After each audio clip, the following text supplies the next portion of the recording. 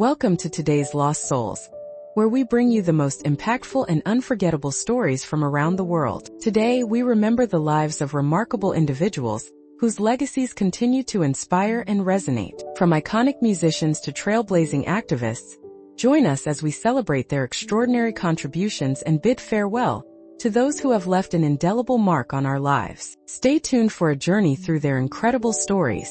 Dave Flebotte. Dave Flebotte was a distinguished American television writer and producer whose prolific career spanned over 3 decades, leaving an indelible mark on popular TV dramas and comedies. He passed away recently at the age of 65, succumbing to complications related to cystic fibrosis. His work earned him critical acclaim, including multiple Emmy and Writers Guild of America (WGA) nominations, reflecting his talent and influence in the television industry. Born in the late 1950s, Flebotte began his television writing career in the early 1990s. His first credited work was on the comedy series Good Advice. In 1993, he soon became a key writer and producer for the groundbreaking sitcom Ellen, contributing during its 3rd and 4th seasons and earning a co-producer credit. His sharp wit and ability to blend humor with heartfelt storytelling made him a valuable asset to the shows he worked on. Dave Flebotte's career highlights include his significant contributions to Desperate Housewives, a cultural phenomenon that blended mystery, drama, and dark comedy. He served as consulting producer and co-executive producer on the series from 2008 to 2012, helping to shape its complex characters and intricate storylines. His writing credits also include acclaimed series such as Boardwalk Empire, for which he received 2 WGA nominations for episodes aired in 2012 and 2013, and The Sopranos, showcasing his versatility across genres. In addition to drama, was known for his work in comedy, contributing to shows like The Bernie Mac Show, Will and Grace, and 8 Simple Rules. He also created the sitcom Sherry, starring Sherry Shepherd, further demonstrating his ability to craft engaging, character-driven narratives that resonated with diverse audiences. Throughout his career, Flebotte was recognized for his storytelling craftsmanship. He earned an Emmy nomination in 1999 for Outstanding Animated Program for his work on The PJs, an innovative animated series blending humor and social commentary. His peers admired his collaborative spirit and his knack for balancing humor with emotional depth, qualities that made his scripts memorable and impactful. Dave Flebotte's legacy is one of creativity, dedication, and influence. Beyond his professional achievements, he was known as a warm and generous colleague who brought joy and professionalism to every project. His passing is deeply mourned in the entertainment community, which remembers him not only for his creative genius, but also for his kindness and mentorship. His death on July 8, 2025, in Missoula, Montana, marks the loss of a gifted storyteller whose work helped define modern television drama and comedy. Flebotte's contributions continue to inspire writers and producers, ensuring his impact will be felt for years to come. Mark Snow. Mark Snow, the legendary composer best known for creating the iconic and haunting theme song of The X-Files, passed away on July 4, 2025, at his home in Connecticut. His work profoundly shaped television music, earning him 15 Emmy nominations and a lasting legacy as one of the most influential TV composers of his generation. Born Martin Fulterman on August 26, 1946. In Brooklyn, New York, Snow showed musical talent early on. After studying at the High School of Music and Art and then the prestigious Juilliard School, he formed the band New York Rock and Roll Ensemble with his roommate, Michael Coman. This early experience blended classical training with rock influences, laying the foundation for his unique musical style. Transitioning to composing for film and television in the mid-1970s, Snow crafted scores for popular series such as Starsky and Hutch and Heart to Heart before achieving worldwide fame with The X-Files in the 1990s. Snow's composition for the X theme is instantly recognizable for its eerie, minimalist melody and whistling motif, which became a cultural phenomenon. Released as a single in the UK, it reached number 2 on the charts and was later named one of the 100 greatest TV theme songs of all time by Rolling Stone. His innovative use of avant-garde and electronic music techniques brought a fresh, suspenseful atmosphere to television scoring, perfectly complementing the show's mysterious and supernatural themes beyond the X. Snow composed music for numerous other acclaimed TV shows, including Millennium, Smallville, Blue Bloods, Ghost Whisperer, and The Lone Gunman. His versatility allowed him to work across genres, from sci-fi to crime dramas, always bringing a distinctive voice to his scores. He also scored the 2 X-Files feature films, further cementing his association with the franchise. Colleagues and protégés remember Snow not only for his immense talent, but also for his generosity and mentorship.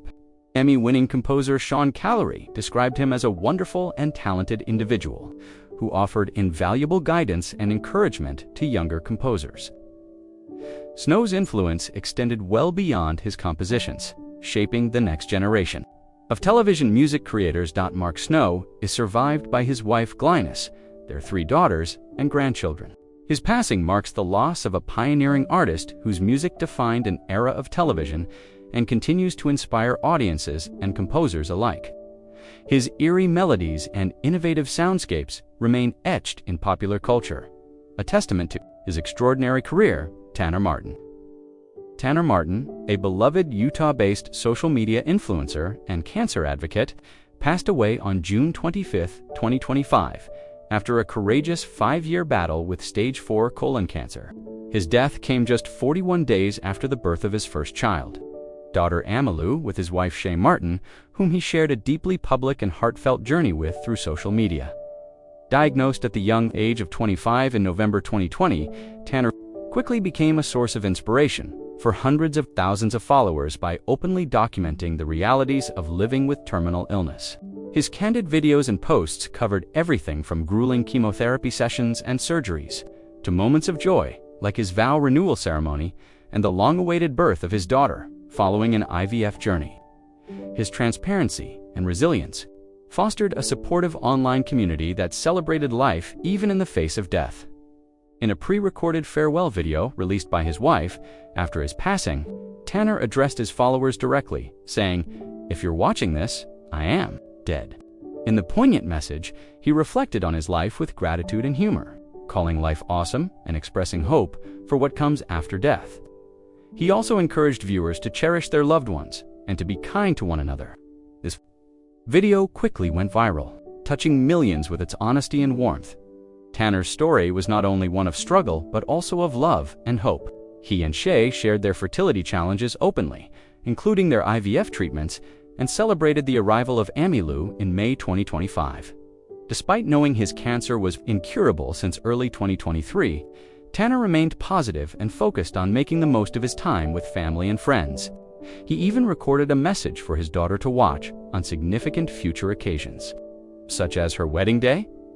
Financially, Tanner had no life insurance, so before his death, he requested a GoFundMe campaign to support his wife and daughter, which received overwhelming support from the community. His legacy is one of courage, openness, and the power of connection in the digital age. Tanner Martin's passing leaves a profound impact on those who followed his journey and on the broader conversation about young adult cancer. His life and death remind us of the importance of hope, love, and kindness even in the darkest times.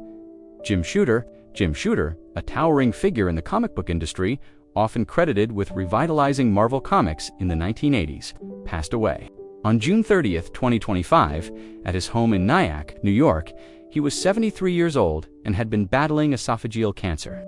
Shooter's death was publicly announced by fellow comic book writer and editor Mark Waid on Facebook, and confirmed by his son Ben Shooter. Born James Charles Shooter on September 27, 1951, in Pittsburgh, Pennsylvania, he displayed an early affinity for comics. His career in the industry began at a remarkably young age. He sold his first comic story to DC Comics, Marvel's competitor, at just 14 years old. During his teenage years, he gained experience working for both DC and Marvel. Shooter's most impactful role began in 1978 when he became editor-in-chief at Marvel Comics, a position he held for nearly a decade until 1987. Taking the helm at only 27, he found Marvel in a disorganized state. Shooter implemented a coherent editing system, emphasizing deadlines and streamlining operations, which brought order and profitability to the company. His leadership was crucial during a period when the comic industry was transitioning from mass-market newsstand distribution to direct sales through comic shops. Shooter recognized the importance of targeting dedicated fans and fostering ambitious narratives. Under his tenure, Marvel experienced a significant resurgence, marked by the exceptional success of titles like X-Men, crafted by Chris Claremont, and John Byrne and Frank Miller's run on Daredevil. Shooter attracted new talents such as Walter Simonson and Bill Sienkiewicz, and he championed innovative formats like original graphic novels and trade collections. Marvel's market share soared to over 80% of U.S. comic book sales under his leadership, challenging the notion that the medium was in decline.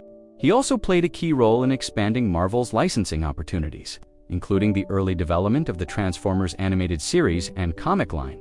Despite his success, Shooter's tenure was not without controversy, and he was let go from Marvel in 1987 due to tensions with staff and the failure of a new publishing project. However, he remained active in the comic world.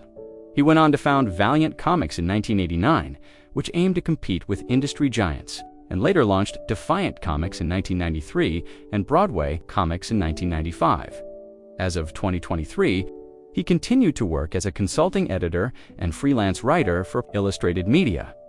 Jim Shooter's legacy is defined by his transformative impact on Marvel Comics and his role in establishing the comic genre as a major cultural force for decades to come. Carolyn McCarthy. Carolyn McCarthy, a former U.S. representative from New York and a tireless advocate for gun control, passed away on June 26, 2025, at the age of 81 after a long battle with lung cancer.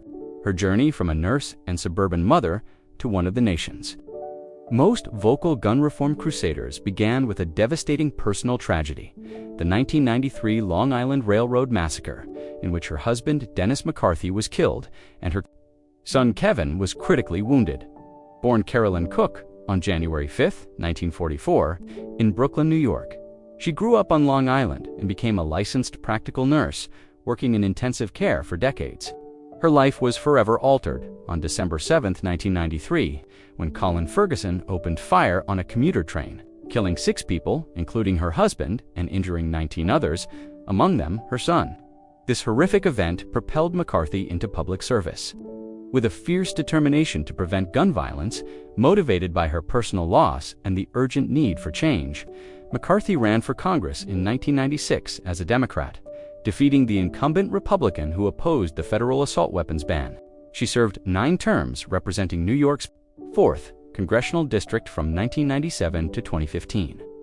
Throughout her tenure, gun control was her defining issue. She championed legislation to strengthen background checks, ban assault rifles and high-capacity magazines, and improve community safety. Known as the Gun Lady on Capitol Hill, McCarthy was relentless in her efforts to challenge the National Rifle Association and push for common-sense reforms, even when facing significant political opposition. Her advocacy extended beyond legislation. She became a symbol of resilience and courage for survivors of gun violence nationwide. Her story was dramatized in the 1998 television movie The Long Island Incident, with actress Laurie Metcalf portraying her.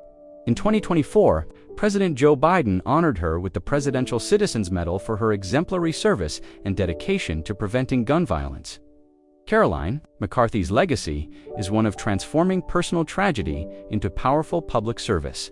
She was remembered by colleagues and community leaders as a compassionate, strong, and courageous leader whose work changed countless lives. New York Governor Kathy Hochul ordered flags flown at half-staff in her honor, and local officials have sought ways to memorialize her contributions. Mick, Carthy, is survived by her son Kevin and a large extended family. Her life's work continues to inspire advocates, fighting for safer communities and sensible gun laws across the United States. Alex Delvecchio, a legendary figure in the world of hockey and a Hockey Hall of Famer, passed away peacefully on July 1st. At the age of 93, Delvecchio was a cornerstone of the Detroit Red Wings franchise, spending an extraordinary 24 seasons with the team and playing a pivotal role in winning 3 Stanley Cups in the 1950s. His career and legacy are celebrated, As among the greatest in NHL history, born on December 4, 1931, in Fort William, Ontario, Canada, skating ability and scoring talent.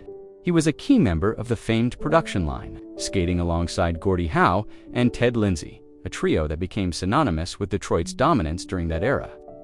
His playmaking skills and vision on the ice helped create some of the most memorable moments in hockey history. Over his illustrious career, Del Vecchio played 1,550 regular season games, scoring 456 goals and providing 825 assists. Including playoffs, he appeared in 1,670 games, making him one of the few players to reach such a milestone with a single team. His sportsmanship and skill earned him 3 Lady Byng trophies, awarded annually to the NHL player who best combines these qualities. At the time of his retirement in November 1973, he ranked second in NHL history for games played, assists, and total points. Trailing only Gordie Howe, Del Vecchio's durability and consistency were remarkable. He played every game in 8 seasons. During an era when the NHL schedule featured 70 games, missing very few games due to injury throughout his career, his leadership extended beyond his playing days. As he later served as a coach and general manager for the Red Wings, further shaping the franchise's legacy. Inducted into the Hockey Hall of Fame in 1977, Del Vecchio was also honored among the greatest players in NHL history during the league's centennial celebrations in 2017. Off the ice, he was admired for his humility, character, and dedication to the sport, earning respect from teammates, fans, and competitors alike. Alex Del Vecchio's passing marks. The end of an era for the Detroit Red Wings and the hockey world at large. His contributions to the game, both as a player and a leader, have left an enduring legacy that will inspire generations to come. Harrison Ford. Harrison Ford was born on July 13, 1942 in Chicago, Illinois, to former radio actress Dorothy Nelman and advertising executive John William Christopher Ford, a World War II veteran who had once acted in local theater because his mother was Jewish, and his father, Irish Catholic. Dinner table stories spanned to vibrant cultural traditions, gifting young Harrison a double dose of folklore, wit, and moral debate that quietly shaped the nuanced characters he would one day portray. Shy yet observant, he spent hours building model airplanes, tuning in to late-night radio dramas, and thumbing through pulp adventure magazines. These hobbies stirred an early fascination with worlds beyond the familiar streets of the Windy City. In the Boy Scouts, he rose to Life Scout, relishing the practical skills and silent camaraderie of long hikes, an experience that later fueled his lifelong love of nature and conservation at Maine East High School. He joined the school's first radio station, discovering the technical side of storytelling while battling stage fright that initially kept him behind the microphone instead of in front of an audience. After graduating in 1960, Ford enrolled at Ripon College in Wisconsin. To earn an easy credit, he signed up for a drama course, only to find the rush of performing shattered his self-doubt. By senior year, he was spending more time backstage than in lecture halls, dipping into campus productions of The Skin of Our Teeth and The Fantasnics, and earning a reputation as an intense, meticulous performer who rewrote his lines until every syllable rang true, without waiting for a diploma. He left Ripon in spring 1964 and drove west with $150 and a head full of impossible dreams. Hollywood's studio system was in its final act, but Columbia Pictures still offered 7-year contracts to eager newcomers. Ford signed on, earning $150 a week for bit parts that vanished in the cutting room when roles dried up. He taught himself carpentry from library books, building cabinets for the likes of Sally Kellerman, and producing a sunned deck for producer Fred Roos, the connection that would later put him in front of George Lucas. Yet throughout those lean years, he never abandoned the quiet discipline instilled in him by scouting and Midwestern modesty. Show up on time, know your tools, and build something that lasts, whether it's a mahogany cabinet or a moment of cinematic magic.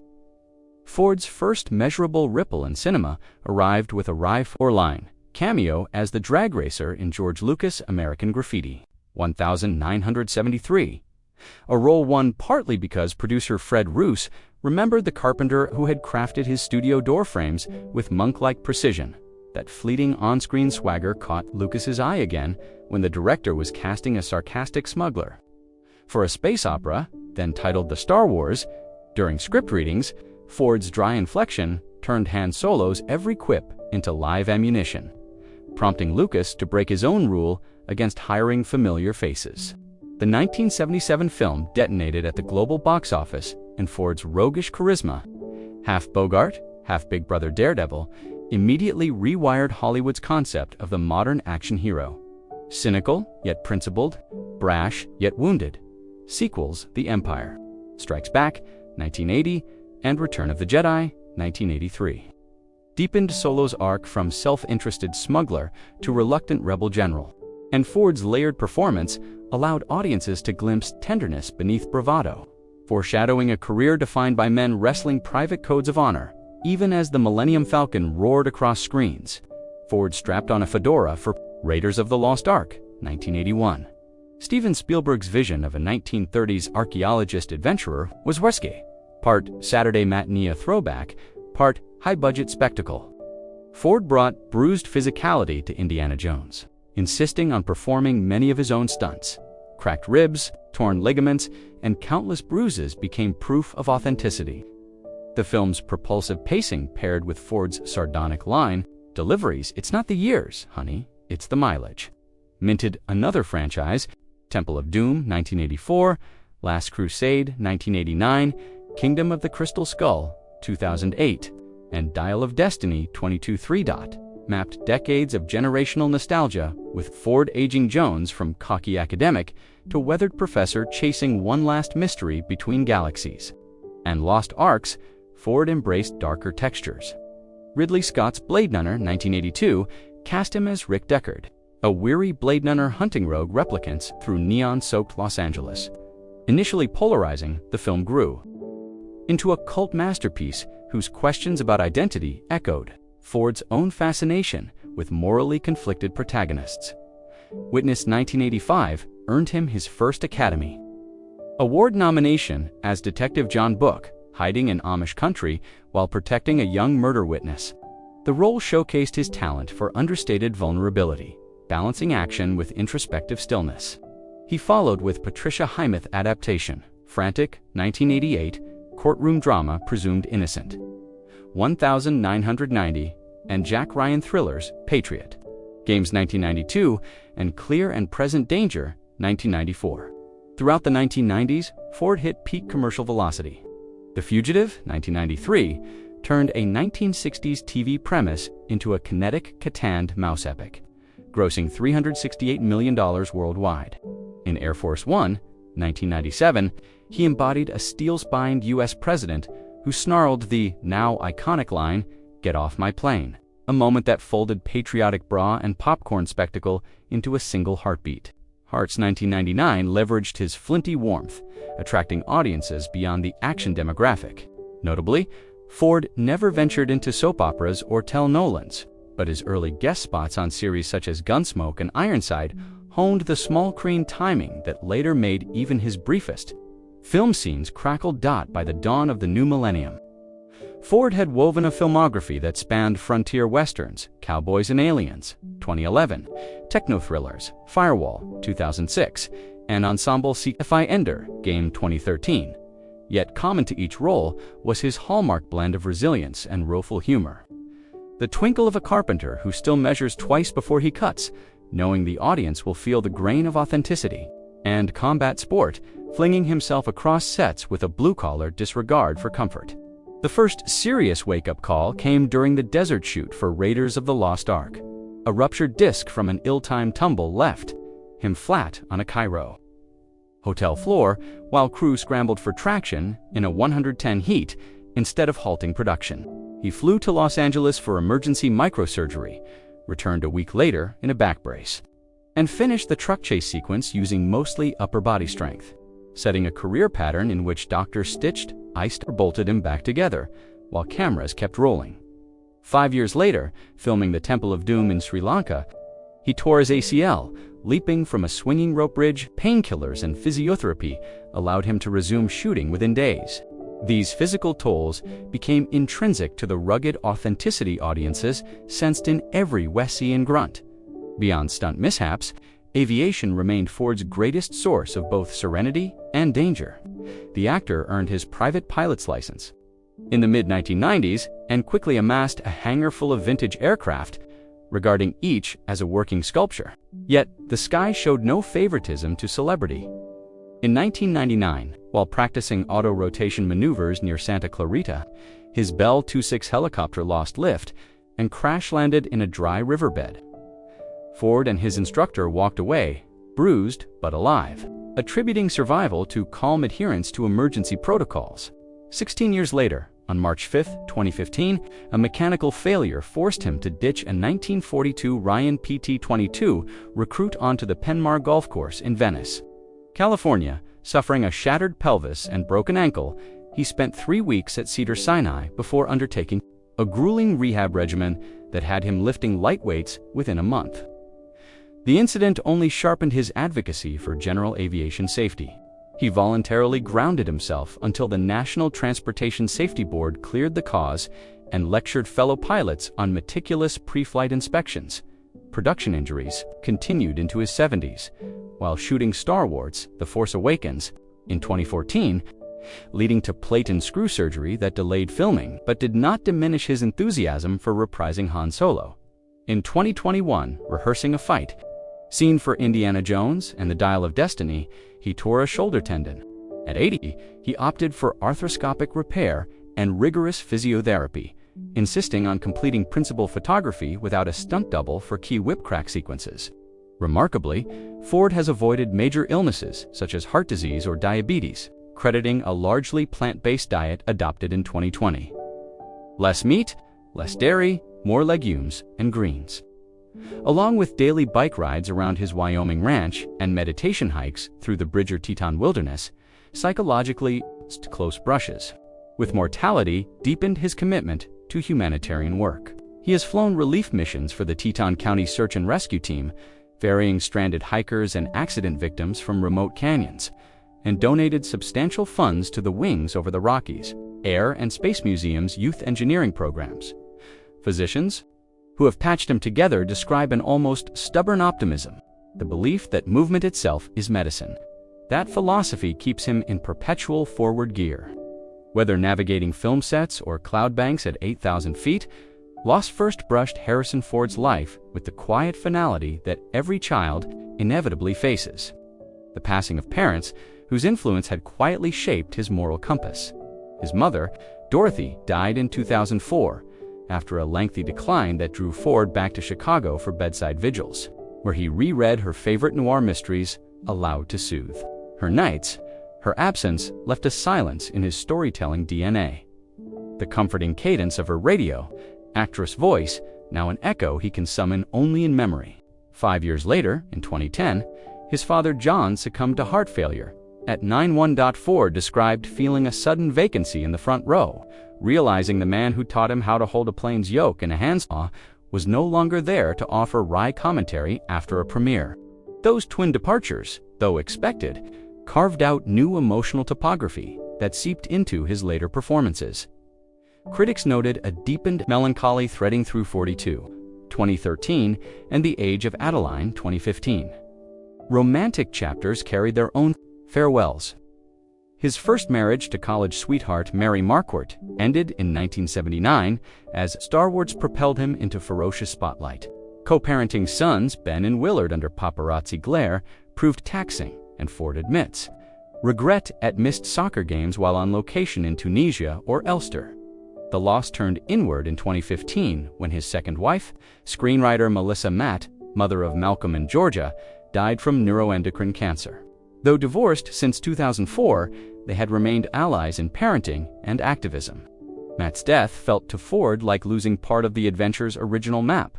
In quiet tribute, he funded scholarships at her alma mater and reread her E.T. screenplay, marveling at how her gentle optimism had once balanced his cynical wit, renewing Ford's sense of familial anchor. Professional circles brought further blows. River Phoenix, who portrayed young Indy in Last Crusade, died in 1993 at 23. Ford, filming The Fugitive, paused production to attend a private memorial, later calling Phoenix the bridge between innocence and experience we never got to finish crossing together. Decades later, the deaths of Star Wars comrades Carrie Fisher, 2016, and Peter Mayhew, 2019, felt like losing siblings from a found family that had weathered hyperspace and Hollywood alike. Fisher's irreverent banter had long served as Ford's moral gyroscope, jabbing him toward empathy. Mayhew's gentle presence reminded him that strength and kindness could share a single frame. On-screen Solo's bittersweet farewell in The Rise of Skywalker, 2019, mirrored Ford's off-screen act of saying goodbye. Beyond individual relationships, Ford mourns broader planetary wounds, old-growth forests razed, glaciers he once photographed now retreating. He carries names on a dog-eared note card in his flight jacket pocket, a private roll call recited before each takeoff, grounding every ascent in remembrance. Harrison Ford now stands on the far side of 80, an age when most people surrender their passports and turn hangars into nostalgia museums. Yet his calendar reads like a 20-some actor's dream board. Filming wrapped in early 2025 on Captain America, Brave New World, where he steps into the khaki boots of General Thunderbolt Ross, a role that demands equal parts grizzled gravitas and simmering volatility. Pickup shots for the follow-up Thunderbolts are penciled for late autumn. Training horses, refusing stunt doubles for scenes that require him to split cattle or ford a river waist-deep in glacial runoff. He's proving that protagonists with weathered knuckles still deserve new chapters. Smaller-scale work keeps his curiosity limber. A cameo in Season 2 of Apple TV Plus's Shrinking reunited him with Jason Segel for improvised therapy office banter. And rumors persist of an A24 indie drama budget under $10 million, where he'll play an arranged jazz trumpeter seeking reconciliation with an adult daughter. When lights dim, Ford retreats to his 800-acre Snake River Ranch near Jackson Hole, Wyoming, where Dawn finds him tinkering with a 1929 Waco biplane or spooning mulch around native aspens planted to fight soil erosion. He serves as vice chair of Conservation International, a post that has taken him from at COP28 in Dubai to quiet field visits in the Amazon, where he helicoptered over deforested patches and bluntly told local officials, "We're stealing from our grandchildren." His philanthropy follows the same direct flight path, funding first-generation students who merge filmcraft with climate science. Meanwhile, the search hand rescue pager on his kitchen counter still crackles to life when backcountry hikers disappear. Ford keeps a Bell 407G X-fueled and ready, logging an average of 6 volunteer flights each summer. He jokes that the chopper's maintenance bills are cheaper than therapy because a clear mountain horizon is the best shrink I know. Life is anchored by Callista Flockhart, who balances her occasional stage roles with running a literacy nonprofit in Los Angeles. Their son Liam, now 24, recently completed a graduate degree in aerospace engineering. Father and son debate hydrogen propulsion over breakfast, burritos whenever schedules align, grandfather who'd arrived in 2022 when eldest son Ben's family welcomed twins. Ford's idea of babysitting involves teaching toddlers the difference between a Phillips and a flathead screwdriver, insisting manual competence beats screen time, sourdough baked in an outdoor wood oven, and sometimes a surprise FaceTime with Mark Hamill that dissolves into bad Chewbacca impressions. Health-wise, the titanium plate in his pelvis occasionally reminds him of that 2015 golf course emergency landing. But a daily regimen of core stretches, bike rides, and plant-forward meals is one cheat: a Wyoming-raised bison steak. Once a month has kept his blood pressure and cholesterol within enviable range. Twice a year, he undergoes advanced cardiac scans at Cedars-Sinai. A preventative step encouraged by friend and fellow pilot Tom Hanks after the sudden loss of several aviator peers. Meditation, once foreign to this action star, now bookends his days. 10 minutes of breath counting before sunrise and again before lights out, a discipline he claims lowers the mental house lights so lines for tomorrow's scene can shine. Professionally, Ford views his late career burst not as an epilogue, but as a vital middle act, emphasizing the value of storyboards that leave room for accidents and encouraging them to shoot rehearsals, because authenticity leaks out when actors think the take doesn't count.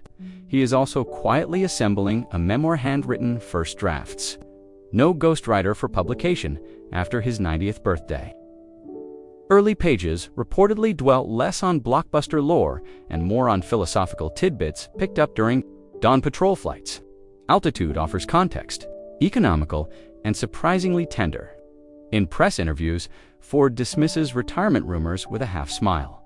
I'll land when the runway ends. Louder each awards season, but by the stories still untold and the landscapes still unprotected, somewhere over the Rockies.